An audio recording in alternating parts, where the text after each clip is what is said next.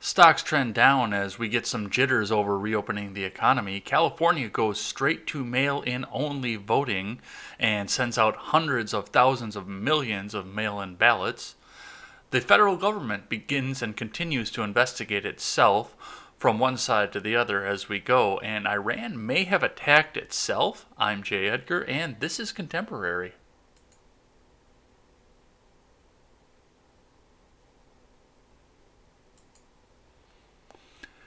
Good morning, everyone. How was your Mother's Day? How did your weekend go?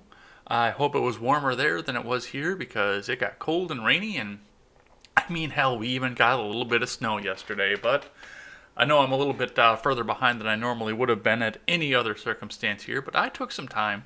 I was the good son, and I decided to go and surprise my mom for Mother's Day, so drove across the state, didn't get back here until after midnight, and when 6 o'clock rolled around, my body was not having it. But we are here, and we've got plenty to talk about, and I don't have to go to my regular 10 to 7 job today, so we've got the time to talk about it. But before we get started, head on over to freedomscoop.com. Freedomscoop.com is going to be your one-stop shop for all of your news and commentary needs. We've got the generational gap, we've got Freckles and Britt, and you can look back at the back catalog in both shows, and you can see this smiling face for both shows because I was on the Liberty Party with Freckles and Britt, and I guest co-hosted the Generational Gap Friday night. So we've got some more content there, and both of those will be on the audio platform later on today. So go and check that out. You can also check out the R-Rated Conservative, Wyatt Birkenhoff, Stephen Ignoramus, and Contemporary with Jay Edgar. So, we're going to try something a little bit different here because I figure maybe we can take some time and let you guys see what I'm reading at the same time here. So, let me get that queued up here and we will get into the news. There we go. So, we are going to start again with Investors Business Daily. This is from Alan R. Elliott. Dow Jones today, futures pause amid mixed global trade. FDA approves Quidel, Tesla restart uncertain. Stock futures dug into early. Oh, this is from Alan R. Elliott, by the way. Stock futures dug into early losses Monday during a mixed session across global markets as the Nasdaq prepared for its first open above the 9,000 level since early March. Coronavirus stock Quidel spiked on FDA news. China-based names Tencent Holdings and Alibaba Group showed early strength. Intel led the Dow Jones today as the White House looked to strengthen the U.S. chip supply chain. Dow Jones futures and S&P 500 dropped 0.9% below fair value. Nasdaq 100 futures traded down 0.8% on the stock market today. A powerful advance on Friday underscored the market's confirmed uptrend status as the forward-looking stock market blew past the worst monthly payrolls report in U.S. history. Intel topped the Dow in pre-market action Monday with a fractional gain, while American Express, Boeing, and chemicals maker Dow all dropped around 2%. Cosmetics leader Coty and the drug distributor Cardinal Health soared 16% and 10% respectively on earnings, leading the S&P 500. Airlines, cruise lines, casino owners, and oil stocks all shifted towards the bottom of the list. Yeah, I understand that air travel is going to be somewhat of a necessity as we go forward here because we're going to need to take some time and actually get some business done once everything starts to open up. But as I was talking to my mom yesterday and talking about the fact that I may be taking a drive and seeing some friends here from, I think, the Freedom Scoop Media Group coming up in the near future here. And we talked about the fact that, my original plan for vacation was to go on a cruise. And even my mom said, yeah, I couldn't imagine anybody wanting to go on a cruise right now. And yeah, that's one thing. I could not imagine wanting to go on a cruise right now. I think that market's going to be tanked for at least a year. Maybe 2 years, but at least a year that market's going to be tanked. And the casinos too, because they're not open. I went past the Ho Chunk in Madison, and they're closed up. Even though they're not on federal land, they are closed up tight. IBD 50 stock Zoom Video Communications popped 2%, but putting it atop the Nasdaq 100. Tesla fell hardest among Nasdaq 100 stocks, down 2.6% on uncertainties regarding production at its Fremont, California plant. China-based e-retail giant Tencent Holdings jumped 2.6% in the pre-market trade. JD.com rose 0.5% ahead of its first quarter report due out early Friday. JD stock jumped 13% last week, ending extended on a rebound from its 10-week moving average. Alibaba Group Holdings added 0.7%, moving toward its fourth quarter report on Wednesday. IBD 50 stock Quidel erupted in a 13% pre-market gain. The Food and Drug Administration late Friday confirmed emergency use authorization for the San Diego-based biotech test for coronavirus antigens.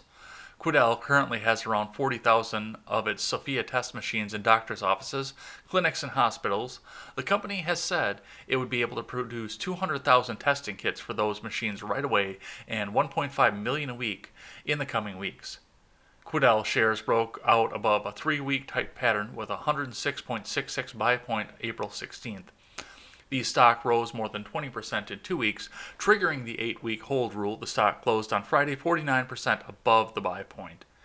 Get yourself some Quidel, apparently. At the bottom of the IBD 50 list, Trade Desk dropped 2% after D.A. Davidson downgraded the stock to neutral. Among other leading stocks, Datadog and Tilray were scheduled to report after Monday's close. Chip giant Intel managed a 0.4% gain on the Dow Jones today on news that the White House had contacted Intel and Taiwan Semiconductor exploring plans to increase U.S. domestic chip production. Intel chief executive Greg Slater told the Wall Street Journal that the company was planning a U.S. facility that could provide advanced chips securely to both government and private entities. Intel stock ended Friday a bit more than 4% below 62.23 buy point in a cup with handle base. So that's going to be at the stocks here, and that's some good news, and we were talking about that too at my mom and dad's house, because I do think that globalism might be dead, and I do think that some companies like Taiwan Semiconductor are going to be looking for more opportunity to build stuff within the U.S. Otherwise, they will lose out on the U.S. market, at least for the time being. At least till another Democrat gets in and touts globalism again. And that'll be good. That's going to put a lot more people to work. I do think we're going to pull out of this recession depression fairly quickly between companies like Taiwan Semiconductor bringing their stuff back over onto U.S. shores, or people stopping their shipping of jobs overseas, because I know there are jobs that are getting ready to head out to China. And China kind of screwed us in the beginning of all of this, so we may not see a lot of that, as much as we thought we were going to at the beginning of the year. Let's check in with CNBC. Dow futures dropped 200 points following gains last week on jitters about reopening the economy, which is pretty much what I said in the title card of this. This is from Fred Imbert. U.S. stock futures fell on Monday amid jitters about reopening the economy too soon. A jump in infections in South Korea and other countries appeared past the worst of the coronavirus, stoked some jitters here. Stocks that would benefit most from reopening led the losses in pre-market trading, including airlines, retailers, cruise lines, and casinos. Airlines are going to stay down for a little while, I think. New car sales might go up, but airlines, I think, are going to stay down for just a little bit longer. Dow Jones Industrial Average Futures lost 242 points, or 1.1%. S&P 500 declined 1%, and NASDAQ were off by 0.7%. The S&P 500 gained more than 1% on Thursday and Friday, leading to the broader market average's first weekly advance in 3 weeks. On Friday, investors shrugged off the biggest one-month job losses on record as expectations of an economic reopening outweighed the negative data. South Korea warned of a new cluster of cases involving nightclubs, and the number of new coronavirus cases worldwide reached 4 million. Singapore, that was one of the first times we've heard numbers in a while. Singapore and Japan also confirmed new cases. The world very much remains on the path to reopening, a process that will accelerate over the coming weeks, said Adam Crisafulli, founder of Vital Knowledge. In a note he added, however, the S&P 500 is still overbought at current levels, even as expectations of a gradual resumption of economic activity continue to increase. There will be a reckoning around the reopening and linearity narratives, Crisafulli wrote. The S&P 500 has rallied more than 33% since hitting an intraday low on March 23rd. That surge has been led largely by mega-cap tech stocks, such as Facebook, Amazon, Apple, Netflix, Google parent Alphabet, and Microsoft. These stocks have all soared more than 20% since late March. Stocks that would benefit from the economy reopening are also up sharply since then. MGM Resorts has soared more than 70%, while Disney is up 27.3% in that time. But think about how many Disney Plus subscriptions have been sold, especially over the last couple months. And they've actually got some. If you're nostalgic for old-timey Disney, they've got some good stuff on there. So this is not an endorsement or an advertisement of Disney Plus, because remember, they did kill the Star Wars franchise. But as long as my sister's paying for it because she's got small children, I'll enjoy some of the classic stuff. But those stocks were down in pre-market trading Monday. Disney lost 0.8%, MGL fell 2.5%, United Airlines lost 2.4%. Despite the market's strong performance in the index level, Dan Russo of Chaikin Analytics thinks that's under the surface. The real story has been unfolding. Over the last 3 months, which roughly lines up with the top in the S&P 500, it is the economically sensitive cyclical sectors of the market that have lagged, the firm's chief market strategist said in a post highlighting the performance of energy, financials, and industrials over that time period. All three of those sectors are down more than 24% over the last 3 months. Apple said Friday it will start to reopen U.S. stores this week. The stores, Apple said, will have temperature checks and will limit the number of customers inside the store at once. Apple shares lost 0.4% in pre-market trading on Monday. So people are getting ready. People are ready to start selling. People are ready to start going out. And when I restore my faith in humanity later on today, we'll talk a bit about that and what I saw over the weekend when I was out doing stuff here. All right, I've got a tweet from Hillary Clinton, and then we'll look into the news that went along with that. So, from the Queen of Ice herself, I hope other governors around the country follow Gavin Newsom's lead. No voter should be forced to choose between their safety and exercising their civic duty this fall. Because, of course, and we will move on to Fox News and read, Newsom orders sending mail-in ballots to all California voters sparks concerns. This is from Adam Shaw over at Fox News. California Governor Gavin Newsom on Friday signed an executive order that will send every registered voter in the state mail-in ballots for November's presidential election, immediately raising concerns from Republicans that it could lead to fraud and abuse. Elections and the right to vote are foundational to our democracy, Newsom said in a statement. No Californian should be forced to risk their health in order to exercise their right to vote. The move is in response to the coronavirus pandemic, which has shut down a number of in-person voting opportunities in primaries and local elections out of fear of the virus spreading. California will now automatically send voters their ballots ahead of the general election. Newsom emphasized that Californians will continue to have access to in-person voting sites. The order by the Democratic. So everybody's going to get a mail-in ballot, plus they can go to the ballot box, and you're wondering why people are worried about fraud for this. I think I just solved the mystery. The order by the Democratic governor sparked pushback from the Republicans who have opposed the expansion of mail-in ballots out of fear that it would lead to voter fraud and raise the prospect of legal challenge. The RNC said it is reviewing its legal options to ensure the integrity of the elections. I should ask Jake about that. I wonder what he knows about that. California Republicans have pointed to a problem in the state with voter rolls and a motor voter program to register new voters that led to hundreds of thousands of discrepancies, although the errors review did not allow anyone to vote who shouldn't have been allowed to. To mail out millions of ballots to voter rolls have proven to contain alarming errors throughout the state is not a task that these Democrats can adequately manage or safely execute, Jessica Millen Patterson, chairman of the California Republican Party, said in a statement. President Trump opposes the practice of voting by mail. Yes, we will read an op-ed about that, alleging that it is prone to corruption.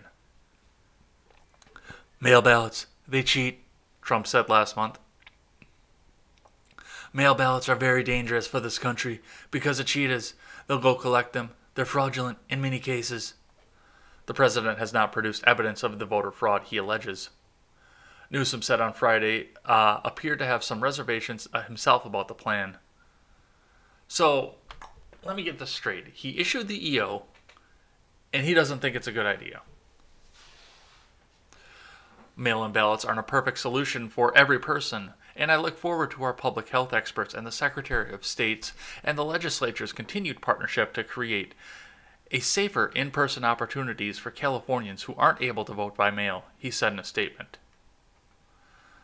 So, we will see how that goes. It's California, so, 30 seconds after the polls close, they're just going to call it for insert generic Democrat here, so keep that in mind, but yeah. And I think we do see a lot of the things are right on tap as to why this is a problem.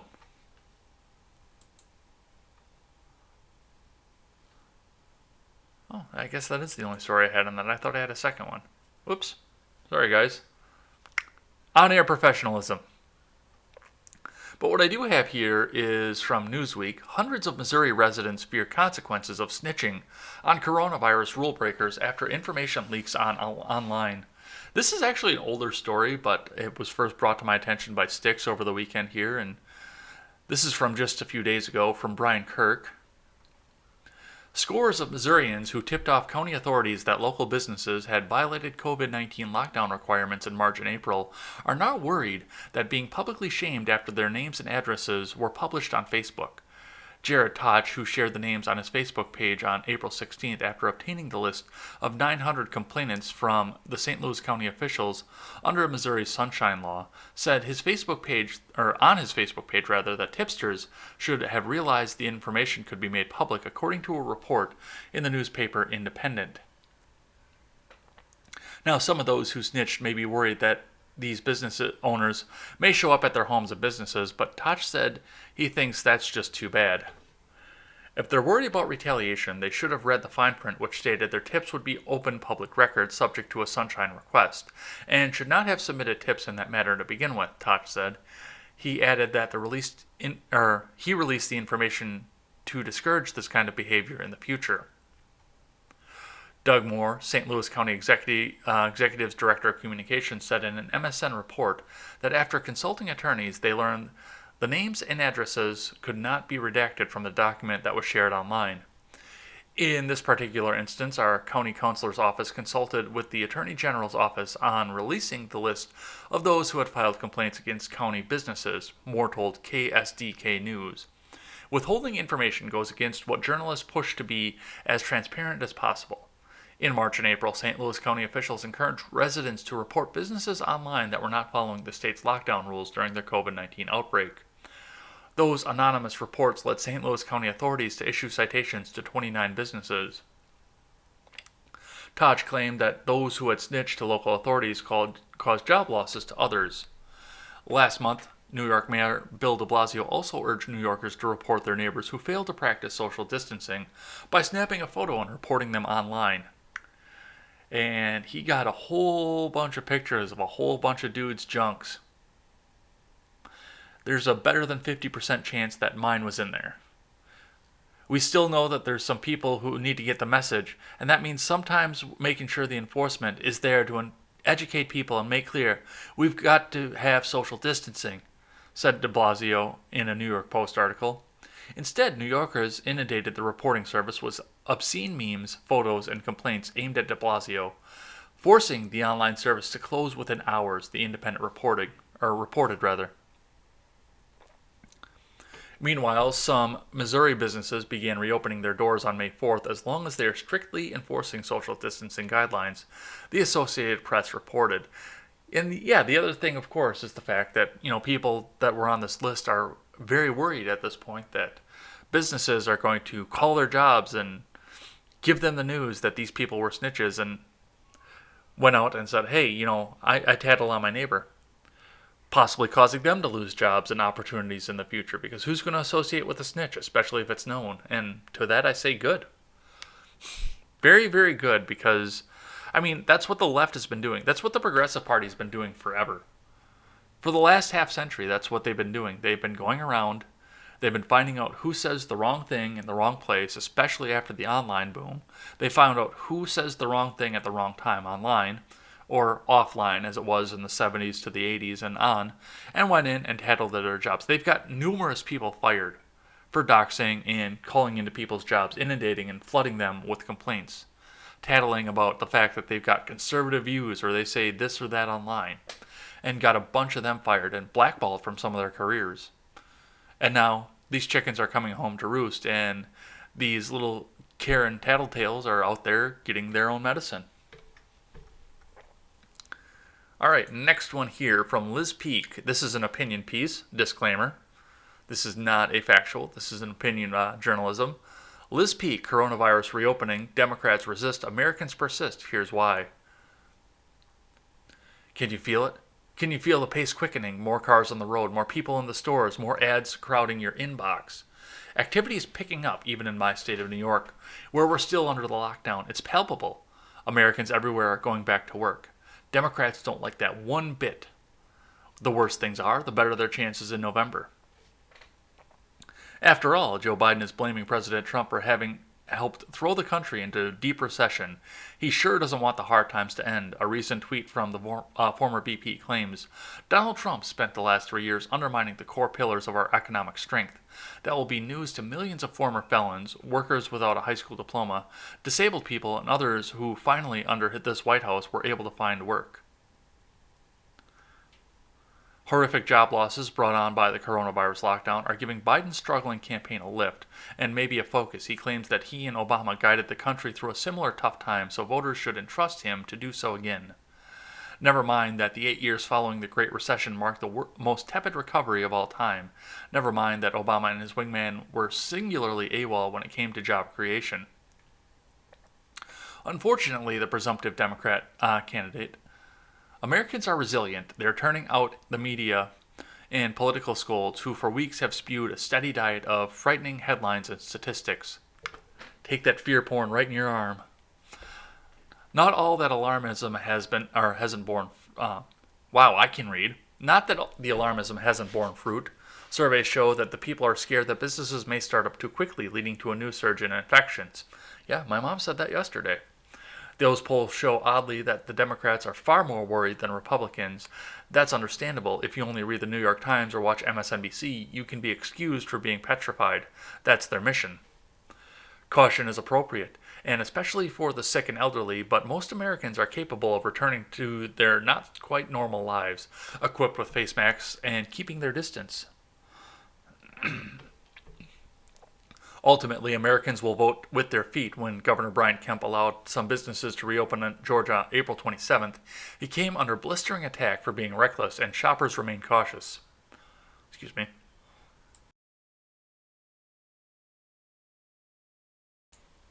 Sorry about that. I had a little bit of the COVID cough going on there. Early on, activity in Georgia's formerly closed sectors was gauged to be about 10% of pre-crisis levels. Now that has risen to roughly 70%, according to one private survey. Across the country, governors are lifting restrictions. Even Tsarina, Gretchen Whitmer, I like that. I like Chancellor better, but Tsarina is nice, of Michigan, who set off protests by enacting draconian stay-at-home orders, has reversed course, dictating that auto companies could restart production as early as May 11th. She had no choice. Eventually, those keeping their states under lockdown will be held accountable for the dire problems that quarantining has wrought. People self-isolating are foregoing important medical treatments and screenings, including for cancer and other serious illnesses. Deaths by suicide and because of alcoholism or drug abuse sparked by the isolation measures are no longer matters of speculation. In March and April, EMT calls for drug overdoses and suicides in Milwaukee, for instance, rose 54% and 80% respectively compared with the year before. Also, state budgets are in the toilet. Congress may eventually come through with some sort of bailout, but the only sure way that governors will begin to close yawning fiscal deficits is through higher tax revenue, and that will happen only when their local economies spring back to life. Thankfully, that's happening. Georgia is not an outlier. Economists at ISI Evercore, who closely track numerous industries, raised their grim GDP forecast last week, noting that various sectors of the economy, like retailers and auto dealers, have begun to turn slightly higher, albeit from extremely depressed levels. They cited massive stimulus measures and a quicker than expected reopening for their improved projections. Yeah, and that's going to be the thing too. We were getting to the point where either the governors were going to open up the economies or we were going to start having a back alley economy. To use the whole abortion argument against them there. Yeah, you can keep everything closed, but we will have a back alley economy. I will go into a back alley and buy my sneakers and other non-essential goods. I'll go back into some dark corner to go buy the stuff, possibly at a raised price, but just for the fact of getting out and doing that. And we saw this out on the roads this weekend too. Traffic has ticked up. Even over 2 weeks, traffic has started to tick up. I'm starting to see more cars on the road when I do travel a distance. And people are getting out, and the farmers are getting out and buying parts. People are going out and just doing walk-in business. Nobody cares about the coronavirus anymore. They are sick of being in their houses, but yeah, of course, MSNBC wants to stick that needle of heroin back in your arm and give you the fear porn and tell you that if you step outside, you'll catch the COVID, and that's an automatic death sentence. And Liz Peek got it right away. That's the mission of the New York Times or MSNBC, to try and make this country seem the worst it possibly can, as long as there's a Republican in the presidency. Wouldn't it be nice if we went back to federalism and 95% of the country didn't have to give a fuck who the president was? Wouldn't that be nice? Let's try to move back into that. All right, we've got the next article up here from the Daily Wire. White House trade advisor, the Chinese Communist Party crashed America's economy in 60 days. This is from Daily Wire News. White House trade advisor Peter Navarro told Fox News host Maria Bartiromo on Sunday that the Chinese Communist Party essentially ruined America's economy in just 2 months with their handling of the coronavirus outbreak in Wuhan. We know that patient zero in China was about mid-November. It was in Wuhan. We know that Ground Zero had the P4 weapons lab where the virus likely came from. For the next 2 months, we know that China hid the virus from the world behind the shield of the World Health Organization, Navarro said. And as they did that, they sent gleaming passenger jets from China, not into the rest of China from Wuhan, but to places like New York and Milan, seeding the world with what would become a pandemic. As they did that, we also know, Maria, from their own customs data, that they vacuumed up virtually all the world's personal protective equipment, including over 2 billion masks, Navarro continued. And we also know that today what China is doing, sitting next to that stockpile of what we call PPE, is they're selling it at profiteering prices to some, and to other countries they're actually putting pressure on those countries to deny the virus came from China, or to talk about Taiwan to do other things.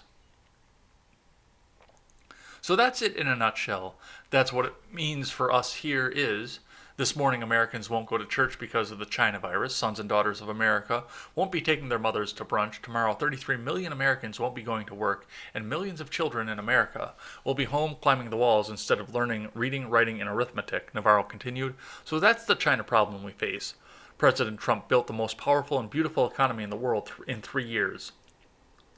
I love that Trumpian language coming out of Navarro. That's great. The Chinese Communist Party took it down in 60 days, Navarro continued, as he transitioned into talking about what the administration was doing to get the economy back on track. And then they've got the transcript for that here. I'm not going to sit down and read the whole thing, but yeah. Yeah, Trump built, well, I don't think he built the economy per se because he's a president. The government doesn't make jobs, but he definitely got the roadblocks out of the way so people could go out and start making a great economy like that. He definitely got all that out of the way. And we saw the process. We saw a great economy come out of it. And yes, China came in and shut it down in 60 days, but it wasn't because people weren't wanting to go out and buy, because we had a good economy going out and everything was out of the way. It was because governments and governors legitimately went out and told everybody not to go to work. They went out and told them, don't go to work. You don't want to go to work. We don't want you to go to work. If you go to work, we'll put you in jail. And we wonder why the economy crashed. And people are still trying to pin it on Trump. All right, next one.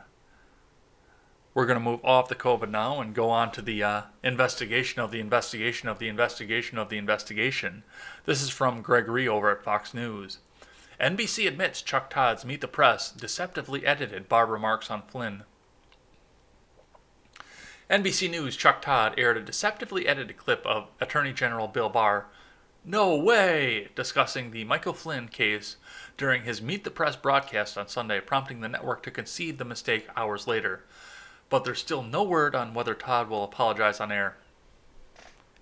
He won't.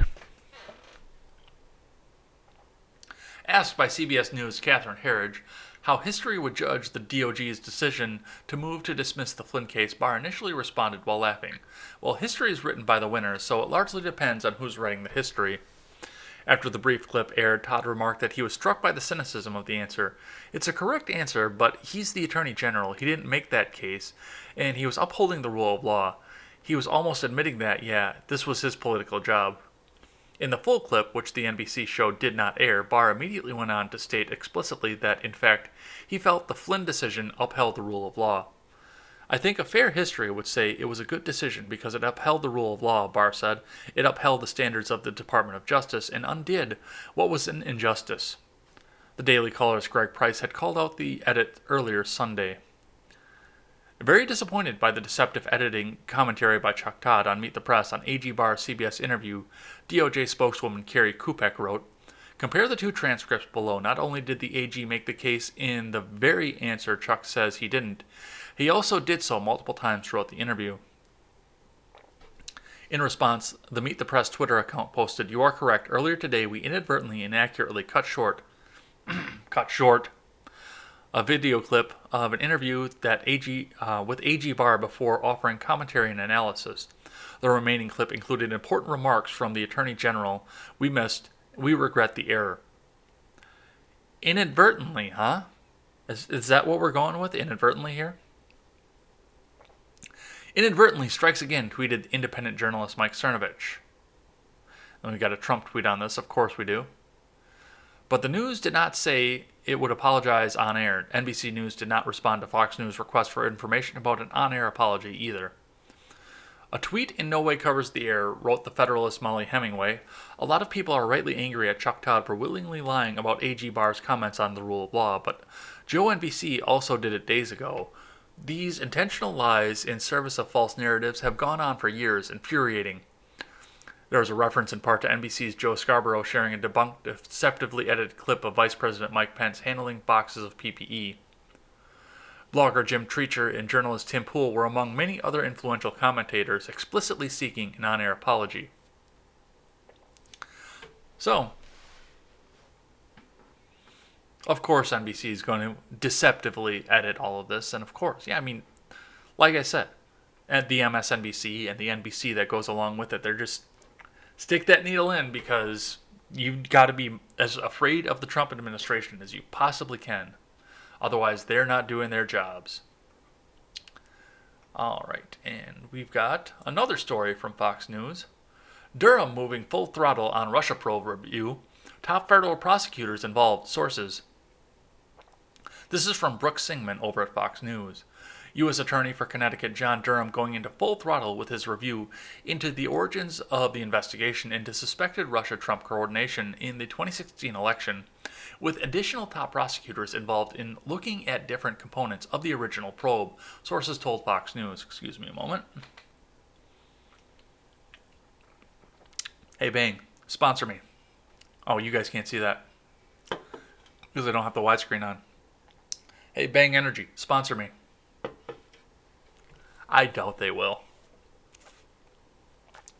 Two sources told Fox News that Jeff Jensen, the U.S. Attorney for Eastern District of Missouri, who was tapped by the Justice Department in February to review the case of former National Security Advisor Michael Flynn, is continuing to help with Durham's investigation, even after the DOJ's move last week to drop the cases against Flynn. The sources told Fox News that an interim U.S. Attorney for the District of Columbia, Timothy Shea, is also assisting with components of the investigation. They farmed the investigation out because it's too much for Durham and he didn't want to be distracted, one of the sources told Fox News. He's going full throttle and they're looking at everything, the source told Fox News. The Justice Department declined to comment on Jensen and Shea's involvement.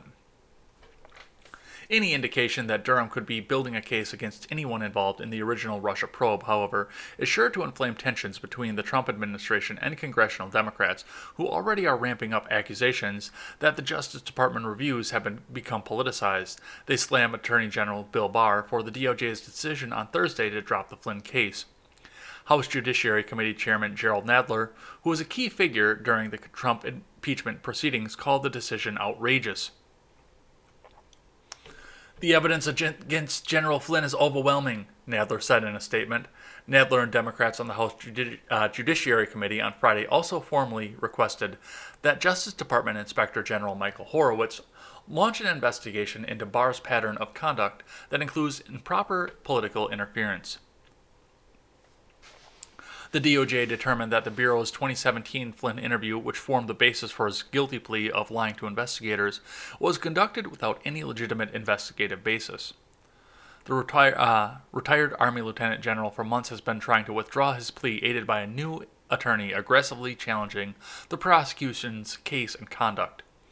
Breadcrumbs were being dropped the days preceding, and the decision that his case could be reconsidered. Documents unsealed in the prior week by the Justice Department revealing agents discussed their motivations for interviewing him in the Russia probe, questioning whether they wanted to get him to lie so he'd be fired or prosecuted, or get him to admit wrongdoing. Flynn allies howled at the revelations, arguing that he essentially had been set up in a perjury trap. In that interview, Flynn did not admit wrongdoing, but instead was accused of lying about his contacts with then Russian ambassador, to which he pleaded guilty. Jensen reportedly was the one who recommended dropping the case to Barr. So, they're going to sit back and they're going to investigate each other into the ground, which is going to cost us millions. But they're not going to be making more legislation. So, we're weighing the good against the bad here. Yes, they're going to spend some money, but they're going to spend the money not telling us what to do. All right, let's move on. From NBC News, this goes back into the vote by mail thing. Past scandal could haunt Democrats in California special election. From Chuck Todd, Mark Murray, Kerry Dan, and Melissa Holzberg. Scandals that produce special congressional elections typically don't help the political party trying to hold on to that seat, whether it wins or loses. Think of the specials to replace the former GOP Rep. Duke Cunningham in 2006, which the GOP barely won in that red district, or former Democratic Rep. Anthony Weiner in 2011, which the GOP flipped in New York, or Tim Murphy in 2018, Democrats won his Pennsylvania 18 seat. Call it the scandal penalty, akin to a 10-yard penalty for the incumbent party before the contest even begins.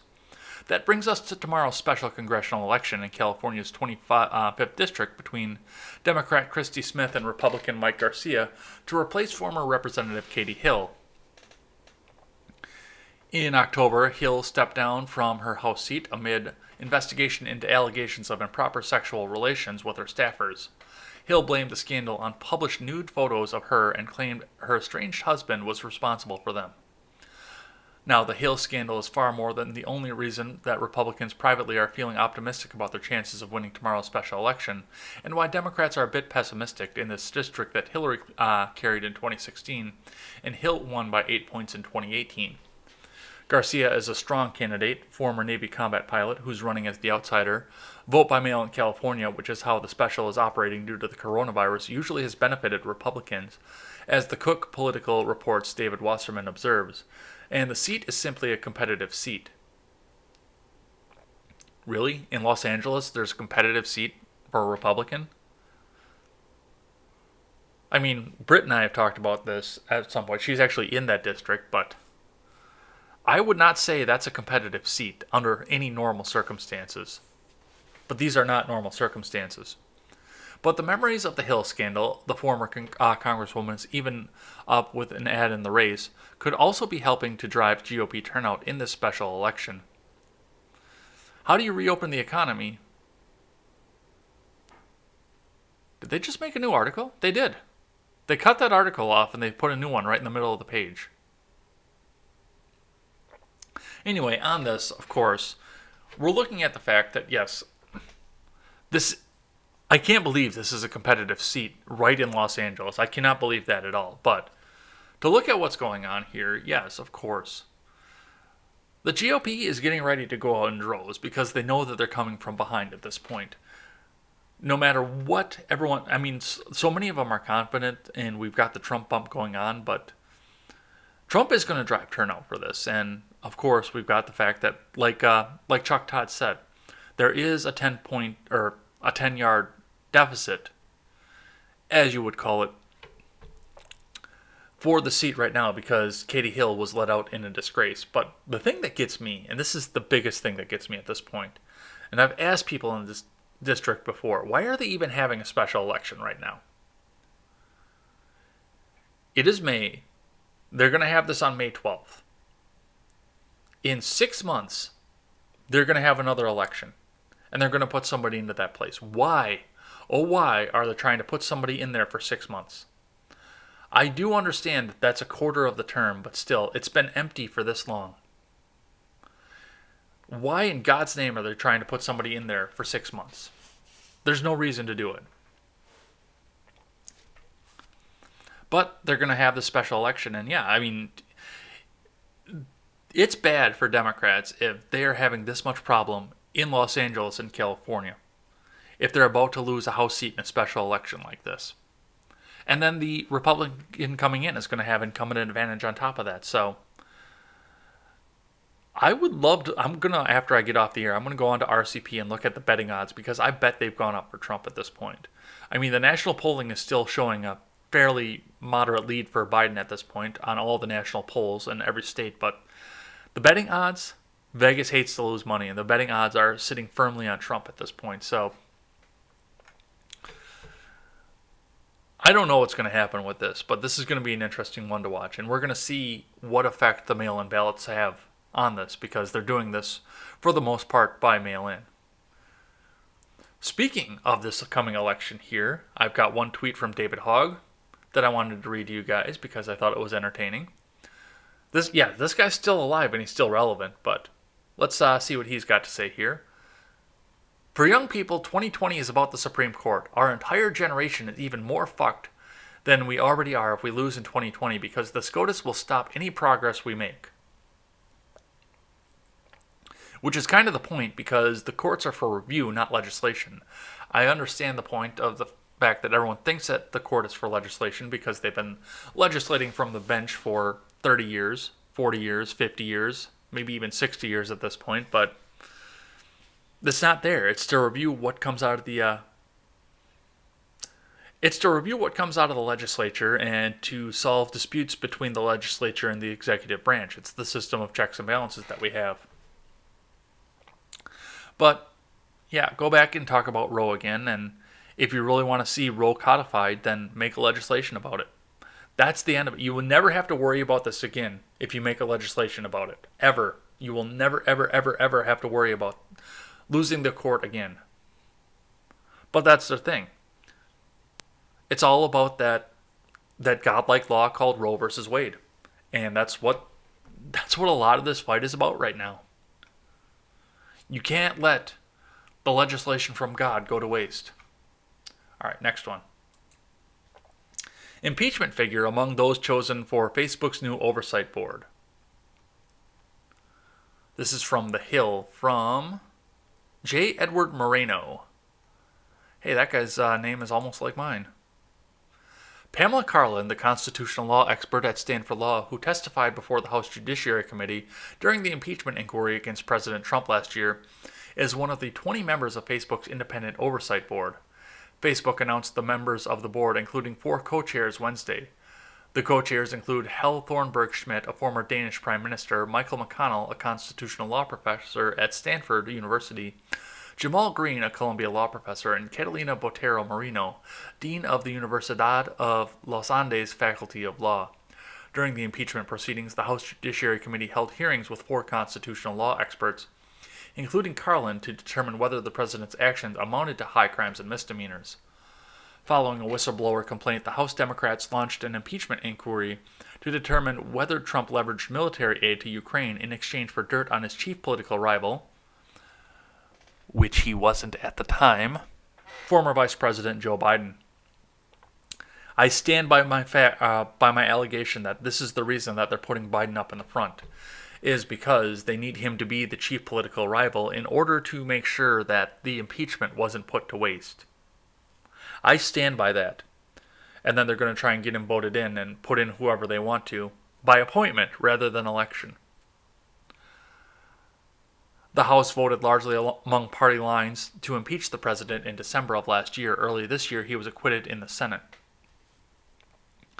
Each of the law experts, with the exception of Jonathan Turley, who was also an opinion contributor at The Hill, explicitly said that based on the record of witness testimony, they concluded that Trump committed impeachable offenses.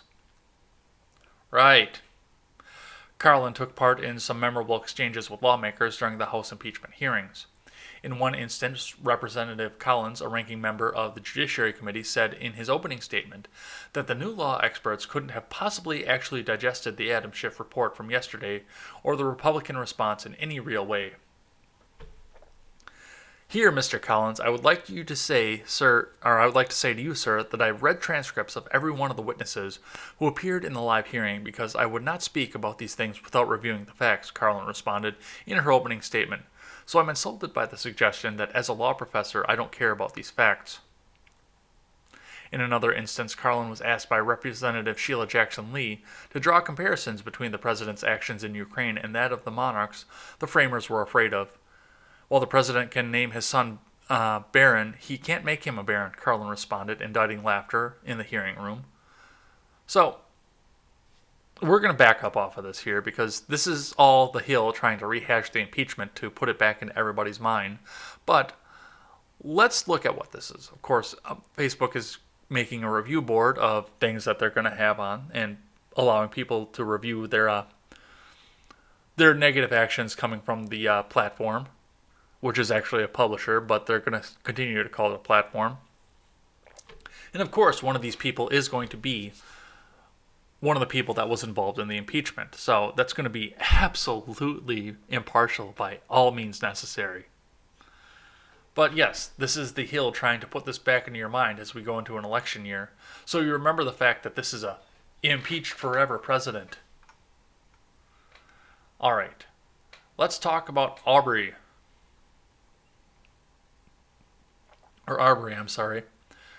So from CBS News, Georgia Attorney General to look into how Ahmaud Arbery case was handled from the outset. This is from Audrey McNamara. Georgia Attorney General Chris Carr will examine Ahmaud Arbery's murder investigation, a spokeswoman for Carr confirmed to CBS News on Saturday. In a statement, Carr said that he will look into how the case was handled from the outset. The family, the community, and the state of Georgia deserve answers. We need to know exactly what happened, and we will be working to find those answers, Carr said in his statement. Arbery, 25, was shot and killed while jogging in Brunswick, Georgia, on February 23rd. The Georgia Bureau of Investigation arrested and charged Gregory McMichael and his son Travis McMichael for the murder and aggravated assault this week. Days after a cell phone video showing the two men confronting the shooting Arbery surfaced. The McMichaels say they were acting in self-defense. The elder McMichael is a former law enforcement officer who used to work for the local district attorney Jackie Johnson. Carr told Fox News' Dana Perino on Saturday that he first became aware of the case on February 27th when Johnson notified his office of the conflict of interest. Our officer's role is to make sure that we assign another district attorney, Carr said in Georgia. In Georgia, district attorneys are the constitutional authority that handle felony crimes, according to Carr. So when there's a conflict, we appoint a conflict district attorney, which is a local DA, he said. So on the 27th of February, that's what we did, and that's when our office was first notified. Due to continued conflicts of interest, the case is now in its third prosecutor, who said this week that he will ask a grand jury to bring charges against the McMichaels. Two county commissioners told the Atlanta Journal-Constitution this week that Johnson's office blocked police from arresting the McMichaels. After the shooting, the police at the scene went to Johnson saying that they were ready to arrest both of them. These were the police at the scene who had done the investigation, Commissioner Alan Booker, who has spoken with the Glynn County Police, told the newspaper. She shut them down to protect her friend McMichael. When asked why it took months to arrest the McMichaels, the Attorney General said Saturday, "There's a lot of questions that are being asked, and I'm asking the same thing. What I do know is that once the state was asked to participate, it took 48 hours, he said at the arrest. Vic Reynolds, director of the Georgia Bureau of Investigation, said at a press conference Friday that his agency was first brought into the investigation on Tuesday at the request of DA Tom Durden, who will be prosecuting the case. Please understand that although there was an investigation conducted by the Glynn County Police Department at the time of the incident over 2 months ago, the GBI was not a part of that investigation. The GBI said in a Thursday press release, "We are conducting an independent investigation and are 2 days into it." Reynolds said Friday that probable cause was clear to our agents pretty quickly, allowing them to swiftly arrest the McMichaels. Another Glynn County Commissioner, Peter Murphy, told the Washington Post that he too was told by police officials that they were instructed by Johnson's office not to make arrests. Murphy said that he also plans to investigate the prosecutors and police agencies involved in Arbery's case. There it is, and that's what we need to be doing at this point. It appears that there was a massive cover-up to this, and that's the reason that we're making a national story out of this instead of the local story that it should be. Because we need to be investigating why this was covered up and why nothing happened out of this.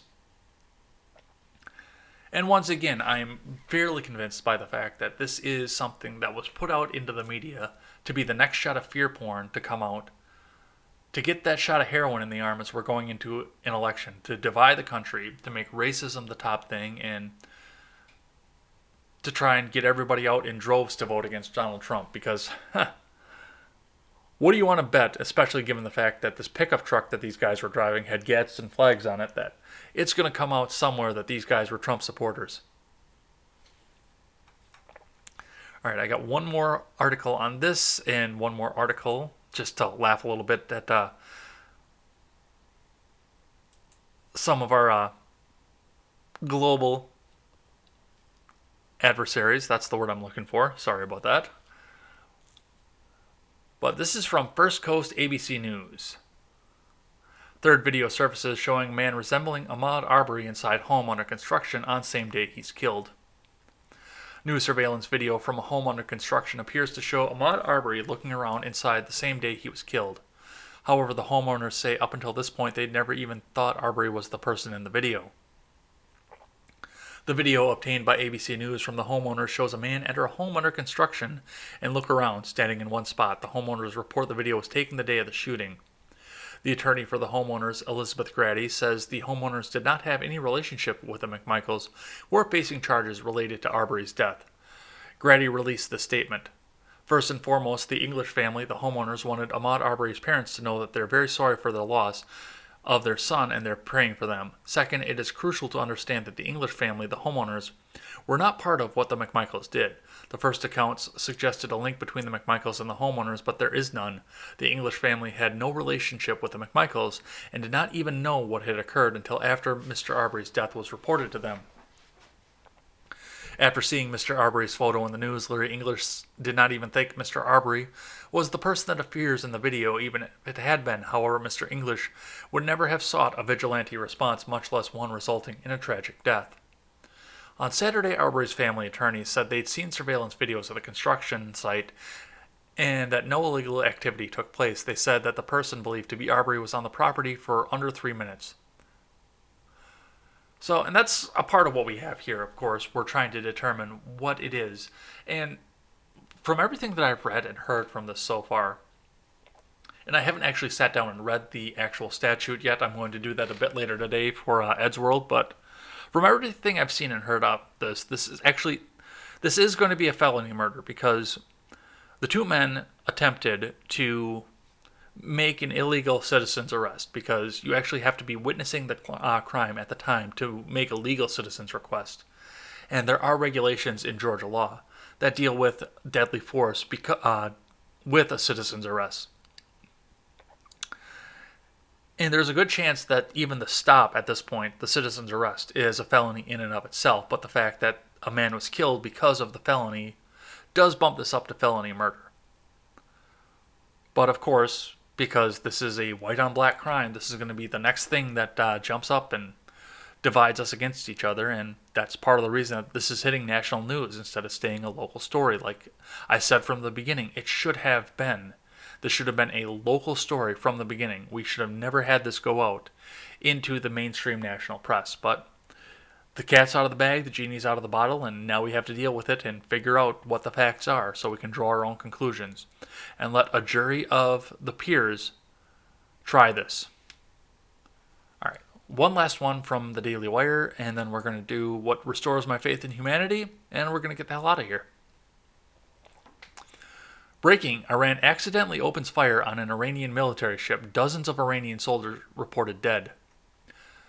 Dozens of Iranian sailors were reportedly killed during an early morning hours on a Monday after an Iranian destroyer accidentally opened fire on another Iranian destroyer. Dozens of sailors in Iran's navy were killed early Monday after an onboard missile was accidentally shot from one destroyer and hit another, the Jerusalem Post reported. During a military drill, a C-802 missile was fired toward another Iranian Navy destroyer, striking it and causing extensive damage, the report said. Some 40 naval service members were missing after the incident, local media outlets reportedly said. According to Haaretz, Iran's Fars semi-official news agency meanwhile said one person was killed and several injured during a naval exercise. The news comes after tensions between the U.S. Navy and the Iranian Islamic Revolutionary Guard Corps Navy, which is designated a terrorist organization, increased last month when 11 Iranian gunboats swarmed a U.S. destroyer by the region. Trump later responded to the incident by saying, "I've instructed the United States Navy to shoot down and report any and all Iranian gunboats if they harass our ships at sea." So this is the Navy that we're worried about. They shot at their own people on an accident. I guarantee there have probably been some accidents in the U.S. Navy, but I guarantee there's never been one like this. So, good job, Iran. Good job. I hope you enjoyed your military exercise. And that's what we're going to have for news for the day. So, today we're going to talk about something that restores my faith in humanity. And there have been a few things over the weeks and months. But the big thing that I've been seeing, and I said it right from the beginning, is the fact that we in this country are ready to go back to work. We're ready to go back and start doing things and start engaging in commerce, whether the government likes it or not. And even the fact that we're getting out there and starting to do back alley economies like the hairstylists in Texas and the bar owners in Texas, we're getting out there and we're doing things whether the government likes it or not at this point. And that restores my faith in humanity because it means that we were not meant to be ruled. And we believe that deeply, that we were not meant to be ruled. That we will revolt if a government tries to rule us and tries to take us over at any point. We have freedom ingrained into us, and we need to remember that as we go into the world and as we go into these lockdowns and these lockdowns continue. We were meant to be free. We weren't meant to be servants of the government. In fact, the government, especially the government that we laid out in our Constitution, was meant to be servants of us. That's something that's very important to look at, and it's important to see. Now, of course, we're looking at the fact that, yes, people were out this weekend. There was traffic. Even as cold and as nasty as it was all weekend here in Wisconsin, people were out and driving. They took the time, and they went and saw their mothers as best as they could. And, of course, the sick and the infirmed were probably avoided because we do still have the pandemic going on, and that does disproportionately affect the elderly and the infirmed. And I'm sure that people took care with that, but the healthy people went out, they saw their mothers, they spent time with their mothers, and lockdowns be damned. And now, like they said, even Chancellor Whitmer is starting to open up the economy because she's realized she can't keep it down anymore. She can't punish the people anymore that are going out and having protests. She can't punish them anymore because they will find a way to get around it and do it. So it's better to take that sweet, sweet tax revenue that you get from regular commerce than to have the back alley economy and not get any sort of tax revenue off of it. So the people are starting to rise up. They're starting to make the economy for themselves. They're starting to make their lives go back to normal, whether the government likes it or not. And the government is starting to realize that there's nothing that they can do about it. And that is what restores my faith in humanity. We will be back here later today with a take two of trying to get Adam Kokesh on the show. I'm looking forward to that because I heard about some of the stories of the Freckles and Brit show and what happened on there, so I'm looking forward to listening to that later on today as well. I hear it was a lot of fun, and even the after show was a lot of fun, so that's going to be a lot of fun for me. I think Adam Kokesh is going to be a great interview. I'm looking forward to hearing what he has to say on the news articles that I put into the stack for the day. And to see what Adam Kokesh has to say about the news of the past week, make sure you tune in at 6:30 Central over here on Ed's World. Other than that, I will be back here tomorrow with more Contemporary. I'm Jay Edgar, and this is Contemporary.